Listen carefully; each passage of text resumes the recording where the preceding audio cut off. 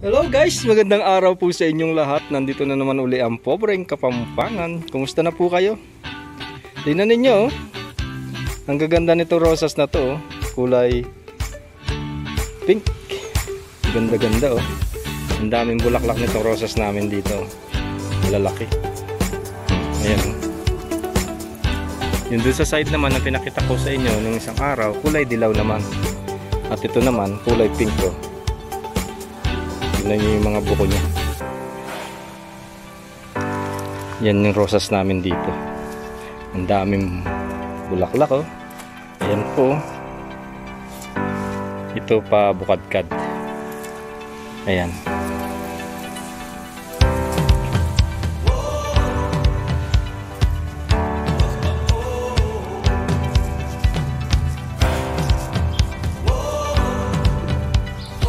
Fresh na fresh yung mga flower dito. Yan, ganda-ganda, di ba? Yan, sa mga flower lovers dyan, enjoy watching po. Yan, para po sa inyo yan. Pinakita ko lang po itong aming garden dito sa lugar namin. Tingnan nyo yung rosas. Alam nyo, ang pamumulaklak ng rosas, yan, kagaya ngayon, summer na, ang dami niyang mamulaklak. Kung napapansin nyo, yung Flores de Mayo, yung pamumukadkad ng mga bulaklak yan, yung mga kadalagahan, yung mag-umpisa na yung mga Santa Cruzan, yung mga babae na dalaga. Ibig sabihin is Flores de Mayo starting flowering by the month of May. Ayan, ang gaganda, oh, diba? Yan yung rosasa namin dito. Doon pa sa side na yun, doon punta tayo para makita nyo rin po. At itong isa naman na ito, tingnan nyo, para siyang egg yellow. Mga imported po yan. Hindi siya masyadong malaki ngayon dahil mainit dito sa lugar na to at sinag na sinag ang araw. Ayun yung mga buko niya. Dalawa pa lang yung bulaklak niya. So banda doon, meron pa mga rosas, puntahan natin. Kulay pink din yun. Ito po, oh, tignan ninyo. Rosas, ang lalaki, oh. Ayan. Pink na pink, oh. Ang daming nakalera na rosas dito sa nakatanim namin. Iba-ibang kulay. Ito naman, bougainvillea. Ayan. Ayan, oh. Kulay pula naman ito na rosas. May kombinasyon siyang yellow. Mga imported po yan, yung mga rosas na nakatanim dito sa lugar. Tingnan ninyo, yellow siya na meron kombinasyon na pula. Ayan, napakaganda, di ba? Ayan, tingnan ninyo, oh, sa isang sanga niya may bouquet siya. Kagaya nito, isa, dalawa, tatlo, apat, lima. Ayan. Lima yung ano niya, petals niya, yung mga buko niya. Rosas. Kapag bumubuka na siyang ganyan, nagiging pula na siya. Pero kapag bata-bata pa lang siya, ayan, tingnan niyo, oh, napaka-unique niya, oh. May yellow siya na mayroon siyang pula-pula. Kaya kapag umano na to, nasinaga na ng gusto ng araw, yellow siya kapag ano pa lang siya, pabuka na ganyan. Kapag bumukadkad na siya, ayan ganyan, oh, pulang-pula na. Diba? Kakaiba, unique. Ayan, oh, isang puno yan. So dito naman, yan yung mga gumamela, imported yan. Ito mga bougainvillea. Ito naman yan, mga periwinkles. Ito naman yung Christmas flowers. Nakita nyo, alam nyo po ba yan? Yung nilalagay kapag malapit na ang Pasko. Ayan.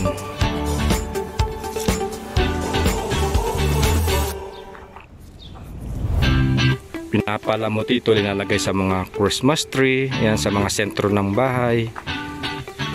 Yan yung Christmas flowers by the month of December. Late na ito yung pamumulaklak niya yun. Ayan, yung mga bougainvilleas dito sa side nito. Yung ganda-ganda ng mga bougainvilleas namin, kapal ng mga bulaklak niya. Halos yung mga bulaklak niya, yung dahon ko konti lang. Ayan, diba? Dahil summer ngayon, yung pamumulaklak ng bougainvilleas, yan summer, yung mainit na mainit. Gustong gusto nila yan.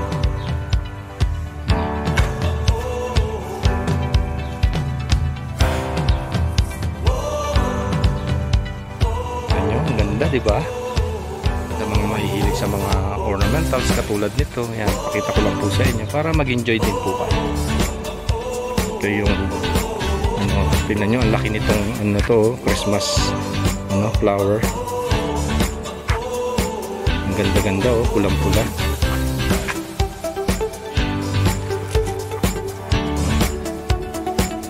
Ayan.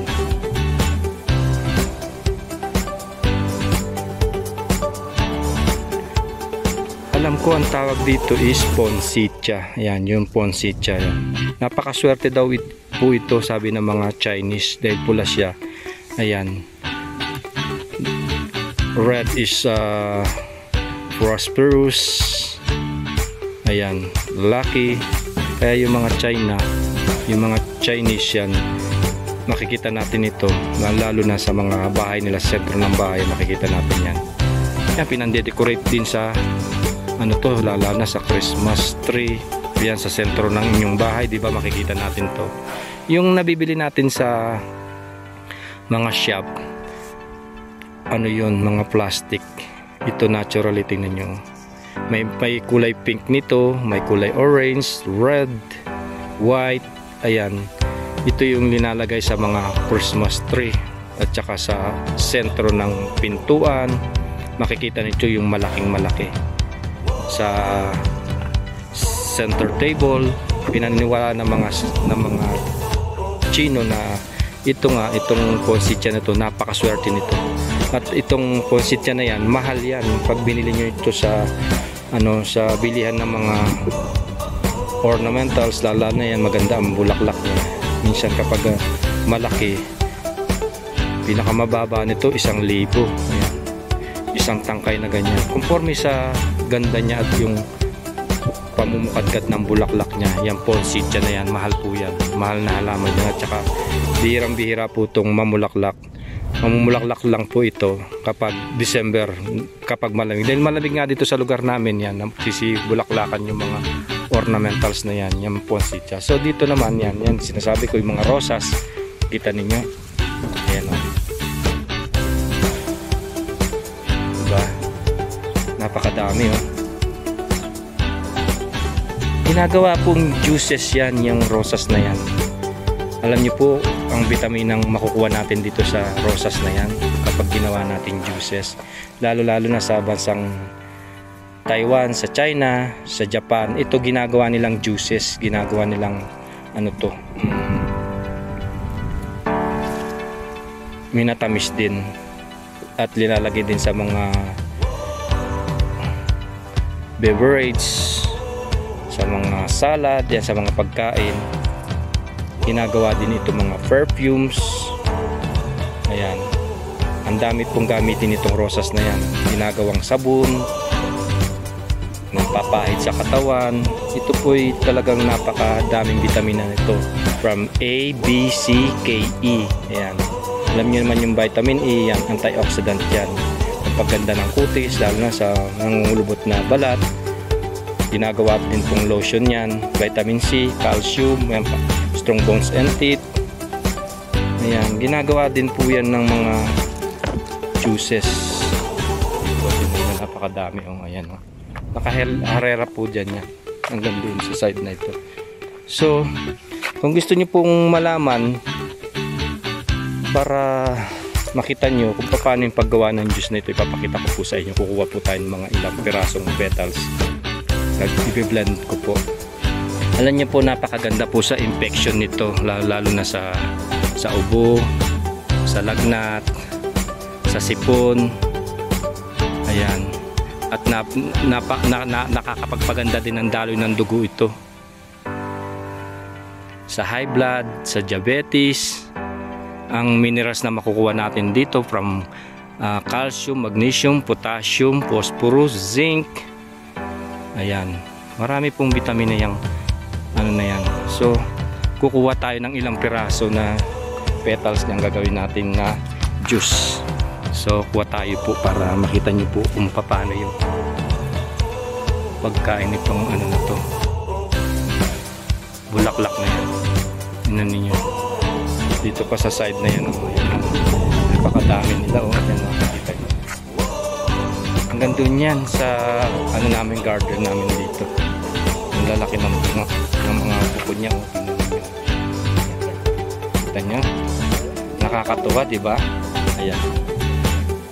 Tsaka dito naman, ayan, dito naman sa side na ito. Ibang klase rin yung rosas na to. Ay, napakaganda nito rosas na to. Tingnan niyo, oh. Nakakatuwa, oh. Isang bouquet lang siya, oh. Tingnan niyo. Isang tangkay lang siya. Diba? Ayan, isang tangkay lang para maniwala kayo. Ang bulaklak niya, bilangin natin. 1, 2, 3, 4, 5, 6, 7, 8. Tingnan niyo, 8 sa isang tangkay. Imported po yan, oh. Tingnan niyo, oh. Red fire, ang ganda, oh. Tinanggal ko na siya. Nakakatuwa tong ano na to. Yan, sa mga mahilig sa mga ornamentals dyan, oh. Tingnan niyo. Kaya kapag kakasal kayo, yan, isang hawakan lang na ganyan, oh. Lagyan niyo siya ng ribbon. Ang ganda, oh. Diba? Yan, sa mga flowers dyan, oh. Enjoy watching my video yan para po sa inyo yan. Yan, yan. Red fire rose. So dito naman sa side na ito, yan, nakikita ninyo, rosas pa rin na yan. Hanggang doon yan. Hanggang doon sa dulo. Yan, sana mag-enjoy po kayo sa napalabas ko. Pakita ko lang po sa inyo. So, kuha tayo ng petals niya. Ilalagay natin dito sa bag ko. Yan, kukuha tayo ng petals. Ito, nakikita nyo. Lagay natin dito. Gagawin natin juice mamaya. Papakita ko po sa inyo paano yung paggawa ng juice. Kayong kukuha ng matanda na ano. Yung bata-bata lang kasi mapait na yan. So punta pa tayo banda rito. Ito. Lagyan natin dito sa bag ko. Nasasayang lang po kaya gagawin natin siyang juice. Papakita ko po sa inyo para makita niyo kung paano yung paggawa ng juice. Lalagyan natin to ng honey at saka gatas. Masarap po to. Ayan. Kita nyo? Ayan, lalagay natin sa bag. Ito po sa side. Napakadaming ano dito, yung rosas, kaya ikaw na yung magsasawa. Kaya yung mga, kung mahilig kayo sa rosas na ganito, yung Valentine's lang dito.